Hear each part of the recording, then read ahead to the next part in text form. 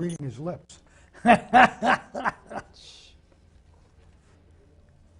can see through the window, but not through the wall.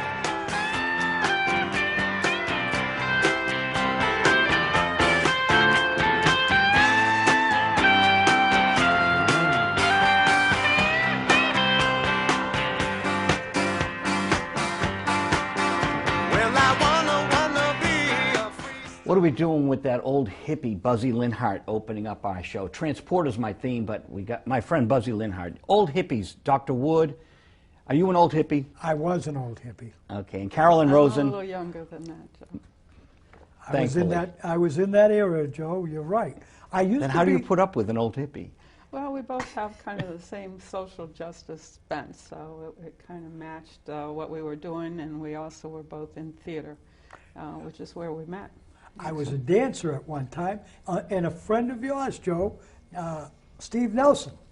Future guest, Steve Nelson. When you tell me when he comes in, I'd like to see him. I haven't seen him in 40 years. You know he's out in the Berkshires or something. And I thought he was up in Gloucester area. No, he's out in the Berkshires now. That's why it's Western Mass. So when he's in the neighborhood, he's going to drop in, and I will call you. Okay. But today is October 8th, 2010, and it's a Friday afternoon, and my friends Dr. William Wood and Carolyn Rosen are here, and the topic today, we could talk about all sorts of things, but glam, green line.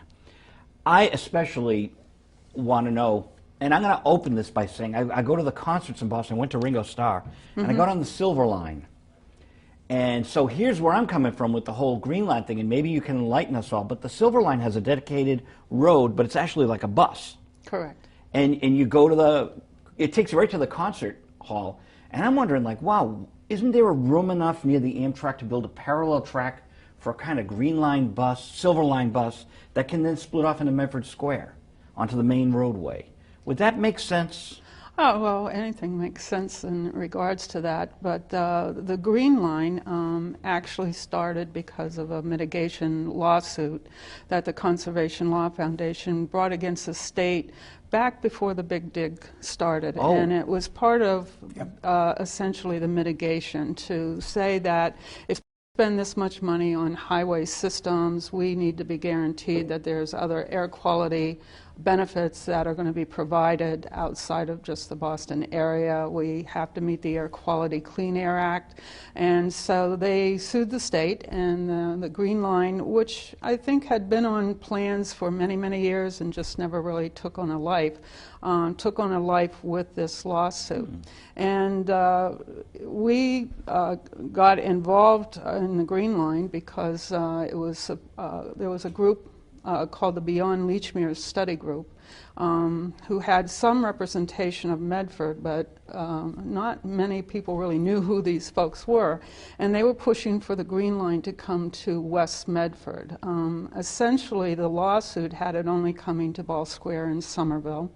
And this group, who we didn't believe was as representative of the full Medford community, pushed for it to come to West Medford Square, which, if you're familiar with West Medford Square, is pretty congested and has the commuter rail coming down the area as well. Joe, Exactly. Joe, I was asked by my neighbors on the streets up in West Medford, it's got to be 4 or 5 years ago now. They would say, Bill, do you know anything about this? And I'd say, I don't know anything about the Green Line. And I found the board, and I asked the people who have lived there for 20, 25, 35, 40, 50, 60 years, who these people were. Now, Medford, as you probably know, is a pretty, because you live there, is pretty much, we all know each other. I mean, if we don't know you personally, we know of you. Well, even though there's 60,000 people or so, right, it's 55,000. It's a small town atmosphere. But when they asked me, I said, well, what's the problem? And they said, we want to put the Green Line up into West Medford Square. And we said, well, why do you want to go to West Medford Square? Number one, at the time, we had money in the state coffer, but it still would have cost almost $1 million to cross over the river, protect the river. I'm an environmentalist. I'm not the screaming jump out there, but I do believe in the environment. I said, oh, what would it create to the Mystic River? we got that question, and we got that to ask. Then what would it do to the community? There was actual house taking that would have had to happen to make the tracks larger, to make the right-of-way larger, and to move the tracks over to the right or to the left. And they would have had to take down quite a few houses. If you go down to the tracks Quite now, a few, 12, 20. Oh, I don't know. I don't have a number. Probably 15. That's Somewhere, and they would have had to grab them. And displacement, they would have had yeah. to grab, you know the old studio with Channel 3 was? Yeah, They 40 had to Canal. grab that too. And that's where it was going, directly behind that area. Now, Which there- is parallel almost to the tracks. Yes, Or- what they're going to be doing is they're planning to move the commuter rail to, if you're... well, that's the end result. But Yeah. let's get to the history. So we said to, if you don't mind, do you mind? No. Okay, so the history was we started that, then all of a sudden we stopped them. We stopped them at West Medford. Wasn't an intent to stop them at West Medford. We couldn't figure a way where they could actually turn the track around. What they were going to do was take Plaisted Park to turn the tracks around. Well, many more neighbors and the soccer teams and the baseball teams all went out and said, we don't want Plaisted Park taken. That quite frankly helped the issue out. So they went back to Route 16, which is on the other side of the River. tracks and the river. And to answer your question, yes, it would be very easy to do what your suggestion is by putting a bus. But they did not recommend bus service. They recommended the 5 people, one who worked for the MBTA under contract, the 5 people who had a conflict of interest, decided for the whole city of Medford, without the whole city of Medford knowing about it, that they would go to Route 16. Now, when we found out, we were, well, why are you going to Route 16? Meaning Boston Ave area. Boston Ave area, right. Boston Ave and Route 16. The mandate from the courts was only to the hillside. So then they decided to say that Route 16, which that sliver is Somerville, was Medford hillside. Now, you want to take it from there, Carol? You can get more of it. Yeah, so the issue is that we then had started writing about it in the paper and saying to folks, these are the kind of the things you need to think about, because it's not just about being a transportation project. It's about urban development that they're trying to wrap around this. And so there were a lot of folks. We went to meetings. There were advocacy groups that were holding meetings. We went. They wouldn't allow really the community to speak. There were a lot of elderly who live up in that area who had many questions. Obviously, they lived along the track area.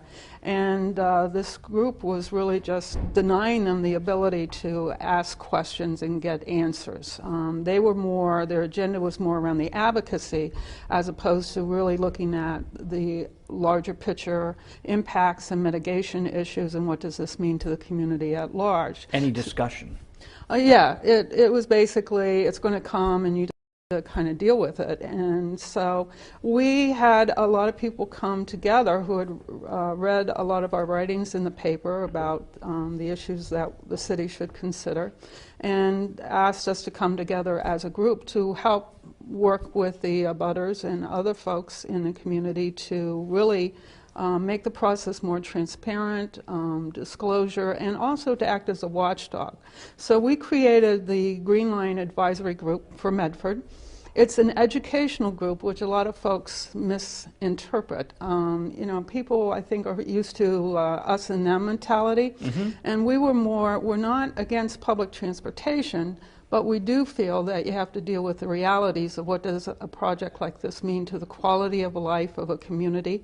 There were issues around the disability community, of which Dr. Wood is a strong advocate in Medford, in the sense that the MBTA had for a number of years not had accessible transportation.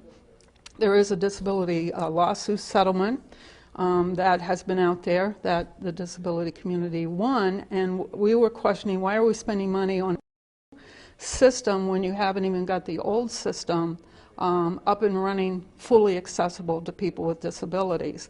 There was also the issue of the environmental justice community in West Medford, and for the state and federal government, they define environmental justice as folks who are minorities, folks who have second language, low-income folks. And the reason they call them environmental justice is because a lot of times those folks take on the environmental burden of projects. Like, for example, I think down south they've had a lot of issues where chemical plants get put into, say, a minority community, and so they're bearing the burden of the environmental issue. So for the West Medford community, which is one of the most historic African American communities in the country. And the oldest. And it's the oldest African American community in the United States. In fact, they Middle just class. did a project at Tufts recently with the African American community in West Medford to document a lot of the history and some of the very prominent folks who have come out of that community. The question comes out of this is, at that point, will we destroy this historical community? Now, when you talk to African Americans in that community, they'll come up and say, "But what are you talking about? What project, the E Green Line? We weren't informed about this." Now, remember, we're talking 2 or 3 years ago now. And we'd say, well, according to a group that is in Medford who supports this, they've talked to you and you've all agreed to it. We never agreed to anything like that. So we said to ourselves... Are there group leaders in West Medford? I would rather not... you mean group leaders of the African American community? African American community and other communities. Are there leaders that you're talking to that represent a block of people? There were... I'll use just one example. Gwen Blackburn. Gwen Blackburn's known for a while. She's a nice woman. A nice woman. She'd been an African-American leader of that community for many years. Her husband, Felix, is on the Traffic Commission, and he would bring it up. He was also a former state Civil rights leader, a person who did affirmative action. He also worked for universities on affirmative action. I say that because down the road, this is very important to think about. You have a man who has been doing most of his life affirmative action for people of color, people who spoke differently, and disabilities. So he had been doing this stuff for many, many years. He said, "We've never been informed of any of this. What's going on?" We held a meeting in the church to say whether this should be, and invited the state, invited our state representatives and our state senator, who, by the way, would not support us. Did not support the idea that education should come out of this prior to forcing this down people's throats. Was this the church up near the library? Up near the I went to a meeting. No. This was at, right smack in West Medford. Okay. At the Baptist Church. I think it's called the Baptist Church. Not the Shiloh Baptist. Yeah, the Shiloh Baptist. Not the Shiloh. The other one. I can't remember which one. I only bring it up because I attended a meeting up there near the library. But like I said, I'm still not well versed. I'm really thankful you're here telling me the stuff in the audience as well. What happens is a group of people who hadn't lived in the city for more than 5 to 10 years had made all these decisions. And the not knowing that the African American community that had been there. So we had a meeting with this group and organized the people of West Medford, African American and disabled, to come. We filled the room. It was 95 degrees that day. In the middle of summer, no air conditioning, and the windows stayed open. And people, obviously, if they were there, they wanted to hear. They wanted to hear, learn. And they agreed. We took a kind of a straw poll, and a good 95% of them did not want it. Then we were approached. Did not want what? Coming to 16 or coming Route to West 16. Medford? They didn't want to come to Route 16 because they were afraid that it would cause a lot of traffic, a lot of parking, and gentrification in West Medford, meaning that like Somerville, Davis Square. A lot of people love Davis Square. Don't mind saying. I remember that project too. Right. That Yes, took yeah. a lot of time. Well, Davis Square, when the Red Line came in there, it didn't affect it for 10 years later, until about 10 years later when rent control went out of business. And then in Cambridge. Then all of these Cambridge people came over and said, well, we don't want to buy houses in Cambridge, they're too expensive. Let's go to Davis Square. Well, it was a feast or famine. They bought houses low, put money into them, and they got them worth millions of dollars now. Some of those houses are worth lots more money than they ever would have been. Because of the Because of the Red Line. The Red Line was easy to communicate. But did you really service the people of Davis Square? Who was it you serviced? You serviced the people who moved in because everything else left out. They weren't there. 20 years ago, most of those people weren't there. But so the same thing has happened in the West End. It's happened at Kendall Square. It happened at Davis Square. And all of these groups of people in West Medford. By the way, many of the West Medford African-American community came from Cambridge, where they were displaced out of Cambridge. Many of the white community, which we found, poor white, low-income white, lived in Somerville, which we were knocked out of Davis Square and went into this. We met them all in this project. So here we are in this project saying, wait a minute, none of these people have been told about what you are trying to develop.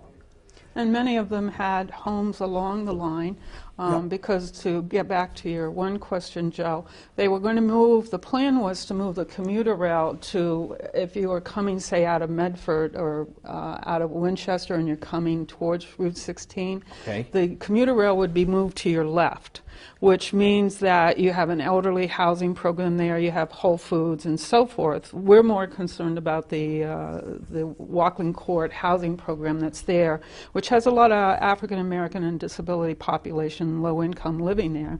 And then the Green Line would go in on the other side, and then there'd be a buffer between the two because it's federally required. So the tracks right behind this high school here would stay the same, but then they would veer off somewhere. Not here. Yeah, Right. Well, as the you're law on If line. it was here, yes. Yes. It would veer. But what would happen, and this is what would happen at the West Medford people, there are a lot of people in Walkland Court who lived there all their lives in West Medford. And they're now elderly or they're disabled, and they would have to be moved because they were going to wind up actually poisoning. And these are the studies. We go out, we look up, by the way, we got Dr. Marlene Warner, who was one of the foremost biologists in the country. She put the first biology project up in space for a woman. She's a friend of mine. I asked her to look at their study. And she said, where's this? Where's that? Where's this? She had helped create EPA. Here we have one of the foremost EPA people saying, where's the studies? This is a bunch of garbage. And she said it in her comments to them. This is a bunch of garbage. She then called her friends at Harvard who said, this is a bunch of garbage. That's when we started to get some action, because it wasn't what the federal government was asking for. It wasn't what the state government was asking for. But they did follow after that, but the rules of what they were asking for. But there was other things that came up during the process of 10 years. For instance, tell them about the particle problem. Well, there's been several studies, and again, the reason why GLAM exists is to educate and push these issues, and the only reason these issues are being addressed or being pushed is because we're forward. But there's, as Dr. Woods mentioned, that study, there's a California EPA study that talks about diesel particulate and the carcinogens and the precancerous causing of early death issues around diesel particulates. And as you know, with the commuter rail, it's all diesel. So as you move those closer to someone's home, the particulates actually will be heavier against those homes that are there. Plus, it'll go out even further beyond the neighborhood. I don't even think of that while driving the commuter Well, rail. would you believe, and Carolyn will verify this out, that there was a study done in California, Pennsylvania, and one other, and I can't think of the other city area. Each one of them said the same thing. The population that will be hurt the worst will be the African American population. I don't know why, but they've said that they would be the first ones to be hit by these. I called it. Yeah, they're more the at-risk population, along with children and disabled people. Well, guess who live there now? The African American, of course, children, and the disabled population. So you're talking about either moving them out, forcing them out, or killing them. Now, the state hates to recognize that these studies are out there, and the federal EPA right now are studying whether they should exclude or include this need for these studies. And that's been some of the work that Glam has done and some of the work that Marlene has done that has brought this to a kind of a, wait a minute here, you're going to build something that's going to go from Leechmere all the way to Route 16, Boston Ave, with children all up and down that route, as well as West Medford, where children and African Americans. This is information they do not want to hear. Oh, no, they don't tell us. Well, I mean, if we're living in a world where the BP oil spill is on our TV screen and we're being lied to by everyone involved, yes, and we're seeing it, who are you going to believe, your eyes or them? Yeah, it's a question. Yes. But this, I read the Medford Mass Group, I read the transcript, I read the Daily Mercury. I'm not well versed on this until you're sitting here with me.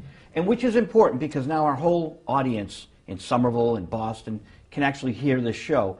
This is important stuff. You know, when you said environmental about the people, I thought you were talking about geese and wildlife.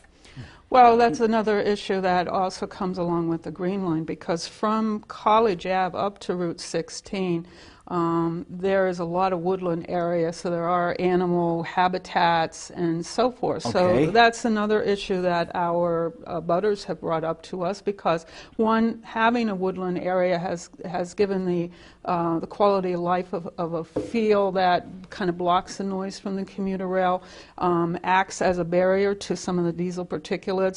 We actually did a show about 3 years ago where we filmed an abutter and the kind of quality of life issues they dealt with around the commuter rail. And she had a cat bow in the yard, and it was completely particulate covered with diesel particulate. While we were sitting there, yes, while we were filming, which we spent 2 or 3 hours filming each place, and you know how long it takes to film outside and get the shot right and edit it, and you know the whole spiel. So while we were there, we watched a bowl of cat water, go from clean to completely black while we were there. Her roof, side of the roof, was completely black from these so-called particulates. Now, did a train go by, or was it just in the air and coming down? It was in the air coming down, and the trains come by. And it stays up in the air because it's very, very light. It's very and it goes fine. It will go, according to Marlene Warner, and I'm not an expert on this stuff, go at least 1 mile at the very least, and 3 miles maximum.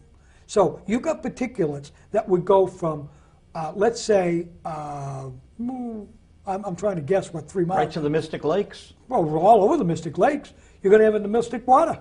Because that train goes right by the Mystic Lakes anyway, so it's not 3 miles, it's just a half a mile. Yeah. Folks don't realize that diesel particulate can cause cancerous issues. It causes asthma. You know, especially if you've got young children who've got young lungs, that can be very damaging. So Governor Patrick had a reform bill that he did around transportation that has called for health studies in certain areas. Now, most folks think of it more around emissions around cars, but diesel particulates from trains is actually much more severe. And so we were calling for a health study. That was one of the things that we were calling for, because we said, if you're going to do an environmental project, which the Green Line's supposed to do, and again, I think folks need to understand it's around regional air quality. It's not around the local air quality. And MassDOT has already admitted in some of their environmental reports that in the area there will be pockets that actually increase pollution versus decrease, because they're only looking at the regional area. So when we're looking at diesel trains, we're saying we want a health study because, and based on the advice of Dr. Warner, that there needs to be some sort of cancer cluster study to see what the problems have been there. And we're saying, because it's a total environmental issue, that we should be looking at retrofitting these trains. If you're going to be moving them closer to residential homes, that we need to see retrofitted engines that are more filtered around the diesel particulates. And on the low line, I believe there's very few trains right now that are retrofitted. So the ones you see going every day, and I ride it every day myself, those are not filtered, and so diesel comes out. Just dirty old trains. Yeah. But You know, that's only one subject on it. There are other subjects that, some are funny. I'll give you what I consider one of the funniest subjects. I went to a meeting, a workshop meeting, as what they called EOT at the time, board member. I was appointed by the mayor to represent the city of Medford. Well, the new people who didn't know me got up and said I didn't represent Medford, even though the mayor appointed me. And even though I get elected in a political party to represent people in the city of Medford, I was shocked. I was shocked. That's how far it got to be humorous. I went to a workshop where I was sitting across people who were talking about bike paths. Nothing wrong with bike. I'm not against bike paths, by the way. Nothing wrong with it. They're kind of nice. They're nice. They get people from here to there. But what about the disabled person in a wheelchair? Doesn't he or she deserve the same rights as a bicycler, especially motorized ones? What about the person who drives a tricycle and has no legs and uses his hands? What about the cane walker who wants to do a walk path there? And they weren't even talking about that. So now, they argued with me about the idea of having that. Then I pulled out, which a friend of mine named Joe Viglione helped me do one time. Do you remember Joe? Hi, Joe. The funny part was I pulled out a study and said the United States government would not accept funding any of this because you're making it a bike path and not a community path. They did not. These are the bike path people. They didn't understand that there were rights that they had to follow along that line that said you must make this accessible to everybody. 5 years later, 4 years later, 3 years later, something like that, after that workshop, McGill, the university up in Montreal, who started bike paths, they put out a study, said bike paths don't do any good at changing the environment. People who drive cars still continue to drive cars. Right. The people who wanted bikes still drive bikes. Once in a while, you'll get a walker who will go out and buy a bike. Now, the question comes down, the humorous part of this is, are we building for a group of people who are not here and trying to encourage these people, which supports the argument that West Medford African Americans bring up, you're going to push us out of our homes? Or are we building this and wasting money because there is no real change going to happen? That was one of the reasons they started, supposedly, to start this. And these kinds of ambiguous arguments are constantly brought up. Carolyn can tell you more about some of those. But don't you see the lack of logic in so much of this? Just for an example, we now have those compactors with the solar energy, the trash bins. Right. Yes. And I've been saying for years, why not solar energy? And you could have what did the train start with? Steam engines. What if you had solar energy powered steam engines, right? And everything's clean. And then you don't have that problem. But people don't go from logic. They go for whatever the greed comes in, and whoever has the conflict, whomever is controlling things. It just seems in every walk of life. Well, here's the other humorous part. We just talked about the environmentalist, the environmental problem that this is solved. The group that started this, the Conservation Law Foundation lawyers, who claim this was for environmental, do not want to hear the fact that this is happening, that these diesel trains are filthy. Does not want to clean the air quality up in Medford, but wants to clean the air quality up in Boston, which none of this is going to work for them. Yet we're going to spend $1 billion on building it and probably $1 billion on mitigating it.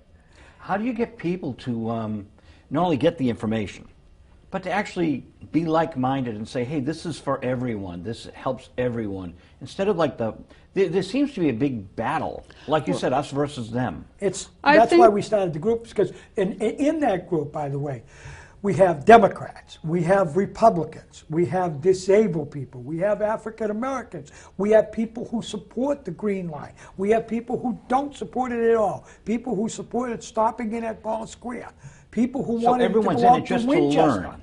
Well, our primary was to start educating people around these issues, and again, that we had diverse people who were bringing out their various concerns. But I think, Joe, that you hit on the point of power and control. And the biggest issue I see around the Green Line is that you have folks who have an agenda that they want the Green Line. And I think they sent a signal to the state that it's like being a poor businessman, where you say you want to negotiate something, you want something, and you go to negotiate. You basically send the signal that you will accept anything to get what you want.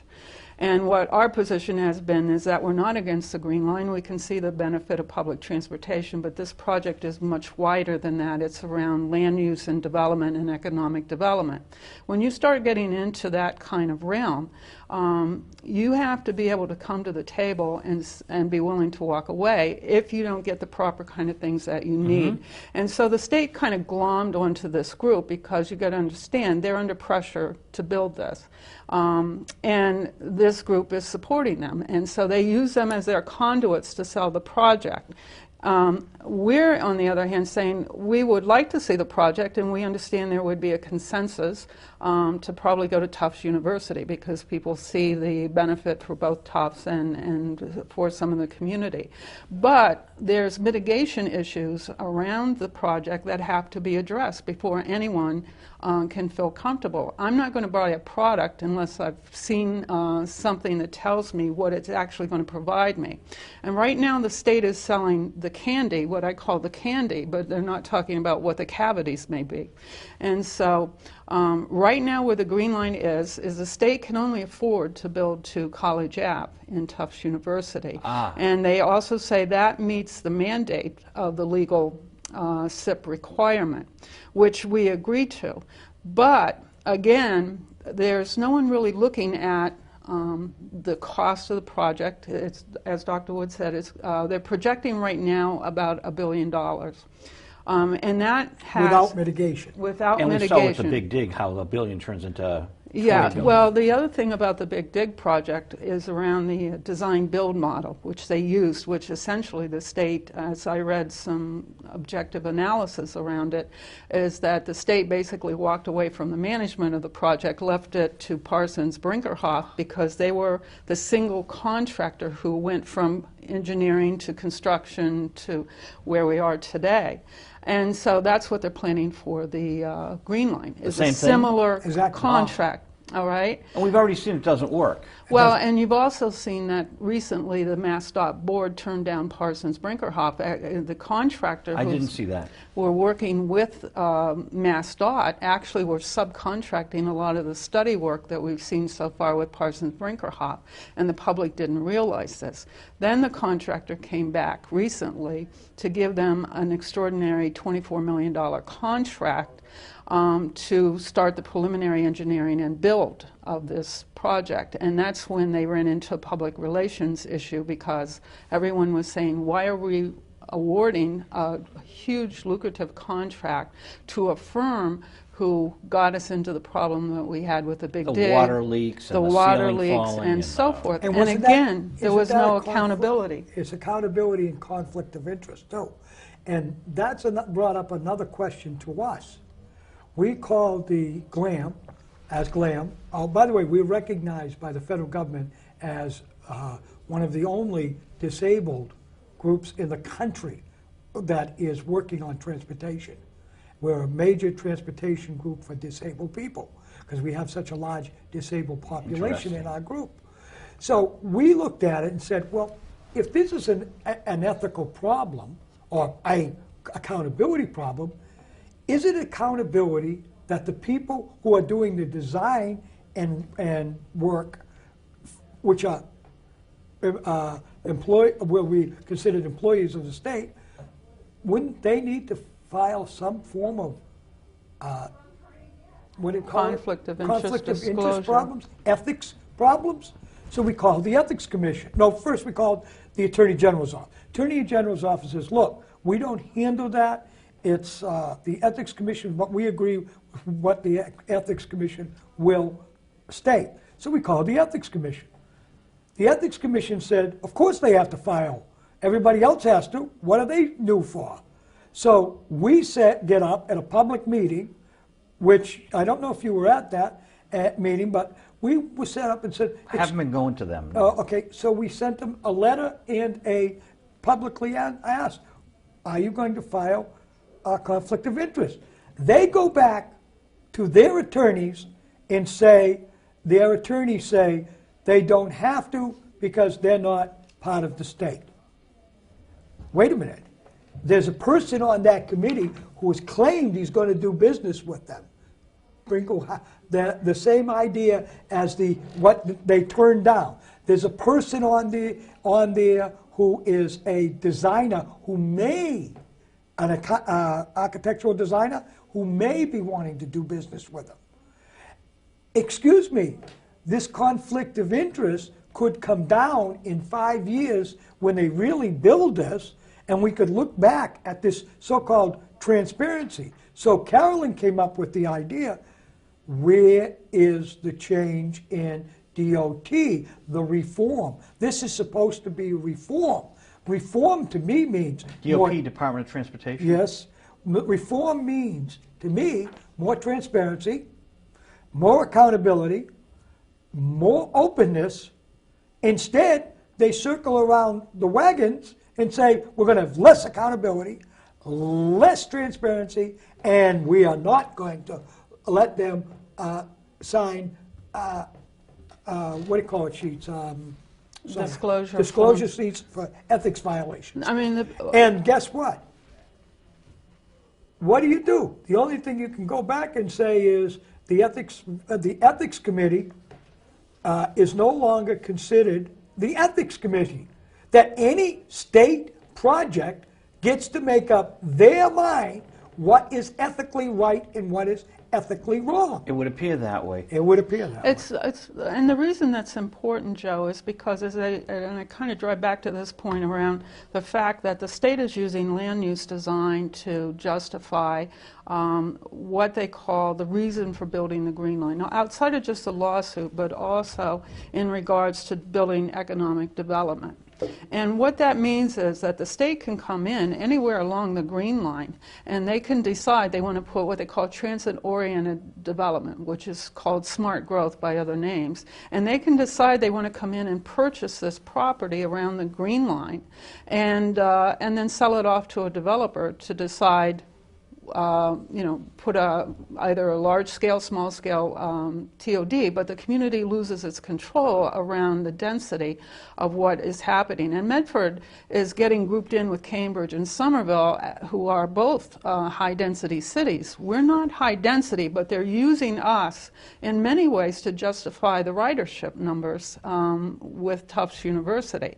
Now, they don't have the ridership numbers at Route 16, and the state's analysts have already told us they don't have the ridership and that's to in the justify. SIP program, Cal, right? Yeah, the SIP central program transplant. the program they have to file, the report they have to file at the state is a SIP program. And in the program, it says there's no ridership at Route 16 to justify spending $100 million to go down that. A bridge to nowhere. Yeah, a bridge. Yeah, not only that, but you've got to knock off 3 bridges that have been built in the last 10 years, 15 years. Well, You got to do North Street, Windsor Street, Winthrop Street, Winthrop Street, and College Ave, Boston Ave Bridge. That makes no sense. Now, there is an alternative. We went to Reno, Nevada, to look in at their build of a same kind of idea. And they did a cap and cover. Did you go out there? Yeah, we went out there. What they did was they built, just like we have, they built it down a little bit more, cut and cover. I said it wrong, didn't I? No, you said it correctly. Oh, okay. They cut down into the land, right, and depressed their railroad station so that it wouldn't be much of anything. They then covered it over with a massive, what was it? Cap of some kind. It was probably, I don't know the material, but it was probably cement or concrete. And then they put air filters in different places throughout the thing. But the difference between that is the businesses and the university all put money in to help do it. Now, the biggest interest in this end stop is going to be Tufts University. Tufts University has, and I'm not sure what the money is left in their fund since the downfall, but they're making money again. They don't put a nickel, but in the mitigation side, they're going to ask for $1.5 million to fix their buildings. And then they will get the majority of that money because of something within the bill that small landowners, small businesses are not accredited with the same kind of accreditation as Tufts University should get. Yet Tufts will not spend a dime. Now the question comes up, and which is asked publicly several times by 2 or 3 people, how much money does the transportation save for Tufts University? How much money on their budget? Because they give free transportation to and from different parts of Boston. So it comes to they're going to make money, but they're not going to put a nickel into the project. And you've got small... And then they're going to buy air rights. You've got small business owners who are going to lose their business down in the Ball Square area on the Medford side. There's going to be impact to others that are up there. In fact, one small businessman is sort of sandwiched in between, and they haven't put him on the list of around acquisition or mitigation. And so therefore, we know it's pretty self-evident that when they build the station, it's going to be right up against him. He's going to lose parking that he's had. Yeah, Ball Square. And that he will likely go out of business because you won't be able to really access him. So instead of mitigating him, they're leaving him hang out there. Now, we have a small business group that we have been working with and who have asked us to support them. By the way, you should include this, Cal. They have never approached the small businesses along the route. They've never included them in meetings. Well, I'm not surprised. And they've never included them in the design and build stage that they are doing now, design committee. And they refused. Yes. They dropped them off. And anyone who had anything to do with GLAM, they dropped us off. Even though we brought more than 8 or 10 studies to their view and said, look at these. You can't do it that way. You can't build a station without accessibility. There are new regulations starting, excuse me, last week, 1st of October, that start right now. So and they're still using the regulations of ADA we're 10 years old. These regulations have changed. They haven't even aware. They're not aware of a McGill study that says, come on, guys, we built these things in the beginning, and we don't see the real help for them. They don't do their homework. The only one that did their homework was the gentleman who did the ridership. He actually went out, checked out the ridership. Now they're fighting, the people who support this are fighting that he just was incapable. He wasn't professional enough. He didn't do that because he actually went out there and found out the ridership. We see that every day, Bill. I get two questions, but after you, what you were going to say?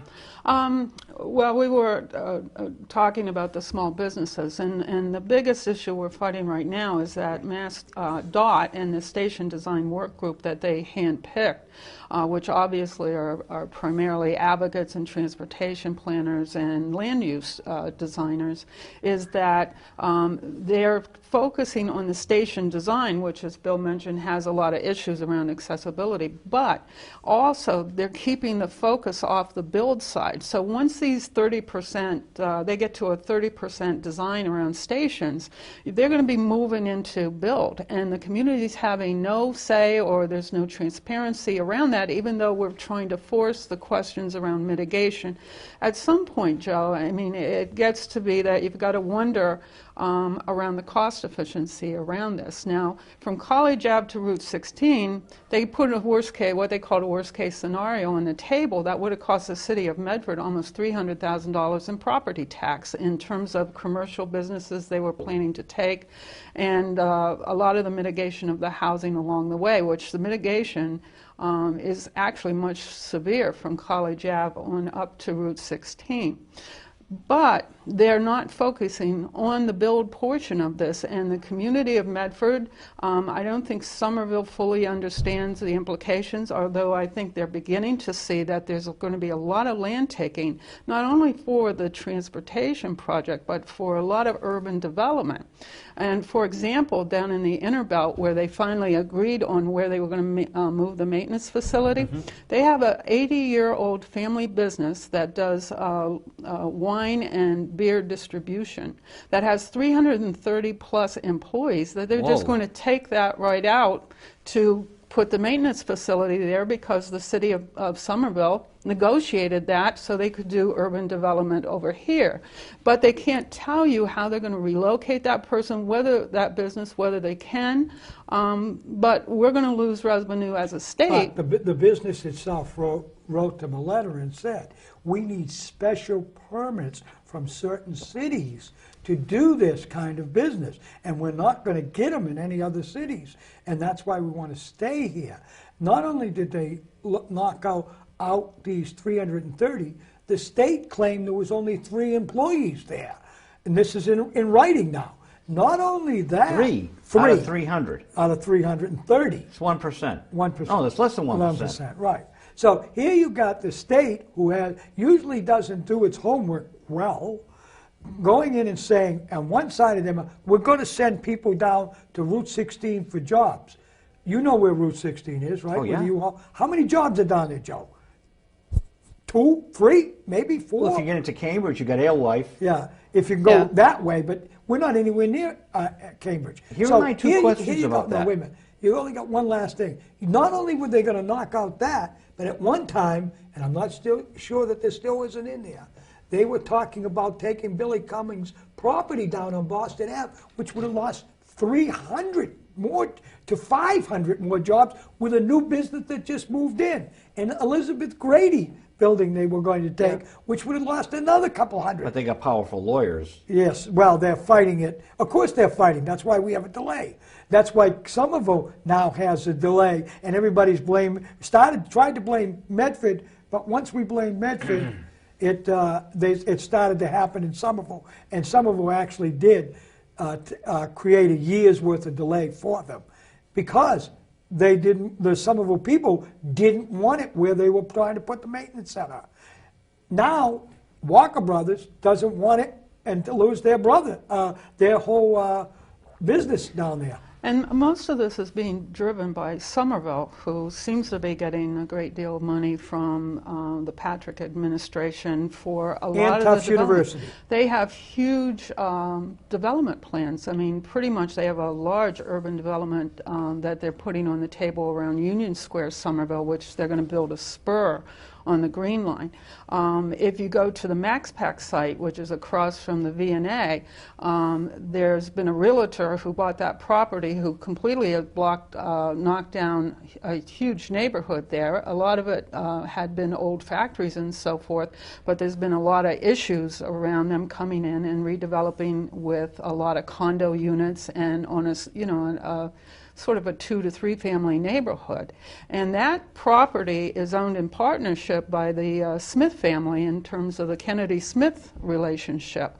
And the Patrick administration just recently gave them almost a $500,000 grant to help them buy access roads to the Green Line. So when you start to see this kind of development and you see this kind of patronage going on, this project is something that the state will either pick up 50% of the costs through bonding, which means that there'll be more interest forced upon the state taxpayer, or will be required to spend 100%, which is the Patrick administration has promised they will do. So there's great implications to the state taxpayer. There's a question about property owners and how they're being misused around land use development in these plans, and the fact that they're now spending about $200,000 from College Ave to study Route 16, even though they know there's no ridership. And to try to develop land use design down there. And because Somerville juts into a portion of Medford in that Route 16 area, we're very concerned about how our quality of life is going to be pushed upon by this huge high density that Somerville is doing all over their city. Whoa. And the state also has just put out a bid for $300,000 to study, at Somerville's request, how they would depress, like with the artery downtown, McGrath Highway. Carolyn, because there's such a short time. We only have 4 minutes left. Okay. Because there's such time, we ought to just touch upon this parking issues. They're taking away parking for businesses that are still exist, may not be able to exist because they'll take parking away. There's traffic issues, and they've said the traffic is our problem, meaning the city of Medford. There's buses can't go down and trucks can't go down Route 16. It's against the law. It means they'll have to change that or take the land at Mystic, on the Mystic Riverside, take land over there to rebuild Route 16 in that area. There's issues of where they're going to put a parking garage to house the cars that are going to come into the city to take the Green Line extension. There's issues on how do buses go from where to where, and are they going to stop the bus routes that are very, very well used right now and force them into the buses into becoming part of Route 16. There are issues about people losing their homes. People. You know what I'd like to do? After we air this, yeah. I'd like maybe have you back as a part 2, because there's a lot more to cover, isn't there? There's a great deal more to cover. And I had problems. 2 And questions, then there's too. Go ahead. I'm sorry. The cut and cover you were talking about, couldn't they build on top of things so that these businesses wouldn't be displaced? Yes. Maybe air rights. Yes. That's number one. Now my second question, maybe we can have a part 2 and talk about it. The Green Line, when it goes outbound, it splits off into 3 areas. How come we can't take, there's 3 other Green Lines that go out past Yes. past the Mass Ave there on the Turnpike. Newton and those but areas. there's 3 of them that go up to Brookline. And why can't you have the red line and the orange line branch off instead of building all this with the Green Line? Wouldn't it be simpler to have the other 2 split off and connect to Medford? There are questions about that. Yeah. We won't talk about them today, but yes. maybe in the future. But remember, this is not a done project yet. If the public would understand that, and that the public that deals with you would ask them to force them to answer questions, we could get these answers for everybody. Do you have a website? Yes, she Yes, we do. It's, oh, jeez. does. Glam, too?